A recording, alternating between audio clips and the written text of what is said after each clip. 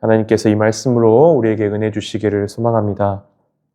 새로운 한 해가 시작되었습니다. 해가 바뀔 때마다 늘 우리가 하는 말이지만 한 해가 정말로 빠르게 지나가는 것 같습니다. 2025년도 맞이한 지가 얼마 되지 않은 것 같은데 또 한 해가 지나고 2026년 새해를 맞이하게 된 거죠. 이렇게 새로운 출발선 앞에 서면 언제나 두렵고 떨리는 마음이 앞서는 것 같습니다. 올해는 또 어떻게 살아가야 할까? 또 어떤 방향으로 걸어가야 하는 걸까? 고민되지 않을 수 없는 거죠. 요즘 저는 SNS를 잘 하지 않는데 지난주에 한동안 이제 어플로 깔아 놓았다가 그냥 간직 갖고만 있던 SNS 스레드라는 SNS에 제가 두 편의 글을 올리게 되었습니다. 첫 번째 글은 지난주 이제 마지막 2025년도 주일이었는데 지난주는 저희 첫째 딸과 단둘이 예배를 드렸었습니다. 그래서 그 내용과 함께 이제 지난주 함께 나눴던 말씀의 내용을 조금 더 제 개인적인 그 고민과 함께 풀어쓴 글이었습니다. 그리고 두 번째 글은 비록 저희 교회가 아직 등록 교인은 없지만 우리 교회가 어떤 생각을 품고 있는지 또 어떤 교회이고 싶어 하는지에 대해서 일부분의 내용을 제가 적어서 올렸었습니다. 그 글에는 이런 내용을 담아서 올렸었습니다. 개척한 지 1년, 성도는 아직 없다. 교회를 시작하며 꿈꿨던 것 하나, 교회는 쌓아두는 곳이 아니라 흘려보내는 자리라는 것. 그래서 첫 해부터 선교지로 선교비를 보내고 있다. 넉넉해서가 아니라 이것이 내가 경험한 하나님의 은혜이기에 보이지 않아도 그렇게 하나님의 나라가 이 땅에 조용히 이루어져 가길이란 내용으로 글을 올렸었습니다. 그동안 갖고 있던 교회에 대한 생각 중 하나를 올린 글이었죠. 그런데 생각지 못하게 많은 분들이 이 글을 또 읽어주시고 또 많은 응원과 격려의 댓글들을 달아주셨었습니다. 그중 한 목사님께서 이런 내용의 댓글도 남겨주셨었는데요. 흘려보내는 것도 목사님 좋지만 일단 자립부터 한 후에 흘려보내도 늦지 않은 것 같습니다. 그렇게 댓글을 남겨주셨습니다. 분명 선배 목사님의 따뜻한 걱정과 격려, 염려가 담긴 조언이라고 생각을 했습니다. 다만 저는 올해도 그리고 앞으로도 우리 교회가 작든 크든 그것과는 상관없이 선교지뿐만 아니라 우리가 살아가고 있는 이 땅에서 우리의 마음과 삶으로 우리가 하나님께 이미 받은 은혜들을 조금이나마 우리가 할 수 있는 최선을 다해 흘려보내는 그런 교회가 되기를 소망합니다. 오늘 우리가 함께 읽은 말씀은 바로 이 지점에서 우리에게 중요한 메시지를 전달해주고 있습니다. 오늘 말씀에 보면 하나님께서 사람들을 다시 부르시는 장면이 나옵니다. 포로로 흩어졌던 백성들을 다시 모으겠다 그렇게 말씀하시죠. 그런데 이 장면을 가만히 들여다보면 우리가 흔히 기대하는 모습과는 조금 다름을 우리가 발견하게 됩니다. 말씀해 보면 하나님께서 부르시는 사람들의 그 명단이 쭉 나오는데 어떤 사람이라고 말씀하고 있습니까? 8절의 말씀해 보면 보라 나는 그들을 북쪽 땅에서 인도하며 땅 끝에서부터 모으리라.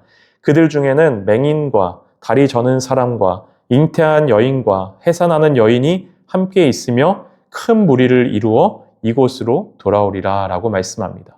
맹인, 다리 저는 사람, 임신한 여인, 해산하는 여인. 여러분 이들은 모두 지금 당장의 길을 떠나 이동하기에 결코 편한 상태의 사람들이 아닌 겁니다. 혼자서 모든 것을 감당할 수 없는 그런 사람들인 거죠. 누군가의 도움이 반드시 필요한 사람입니다.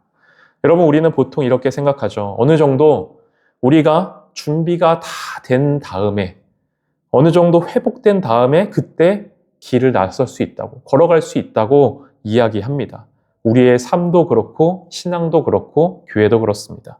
먼저 자립하고 먼저 안정된 뒤에 모든 것을 준비한 뒤에 그 다음에 생각해도 늦지 않다고 말하곤 하는 거죠.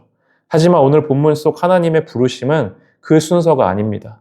하나님은 괜찮아진 사람들, 이미 그 길을 걸어가기에 이미 다 잘 준비되어 있는 사람들을 결코 모으시지 않았습니다. 아무 문제 없어서 지금이라도 빨리 달려갈 수 있는 그런 사람들을 먼저 세우신 것이 아닙니다. 오히려 아직 불편한 사람들, 아직 연약한 사람들, 아직 스스로를 지탱하며 살아가기도 어려운 사람들을 오히려 행렬의 한가운데 앞서서 세우시는 겁니다. 왜냐하면 하나님의 구원, 하나님의 역사는 완성된 이후에 시작되는 것이 아니라 그 연약함 한가운데서 시작되기 때문인 거죠. 그렇게 하나님은 우리의 모든 조건이 갖춰진 다음에 이제 됐으니 오라라고 말씀하시는 분이 아니라 아직 우리가 부족한 상태임에도 불구하고 함께 가자고 말씀하시는 분이신 겁니다. 때문에 이 귀환의 행렬은 결코 효율적이지 않습니다. 빠르지도 않고 오히려 가장 느린 사람의 속도, 가장 연약한 사람들의 속도에 맞춰서 움직일 수밖에 없는 행렬이 되는 거죠. 이 귀환의 행렬에 대해 말씀은 이어서 또 이렇게 말씀합니다. 9절의 말씀 제가 읽겠습니다. 그들이 울며 돌아오리니 나의 인도함을 받고 간구할 때 내가 그들을 넘어지지 아니하고 물 있는 계곡의 고든 길로 가게 하리라. 나는 이스라엘의 아버지요 에브라임은 나의 장자니라 라고 말씀합니다. 여러분, 이렇게 하나님의 부르심을 받아 회복의 행렬에 참여하게 된 사람들이 왜 눈물을 흘리며 이렇게 돌아왔을까요? 아마도 이 눈물은 먼저 감격과 기쁨의 눈물이었을 겁니다.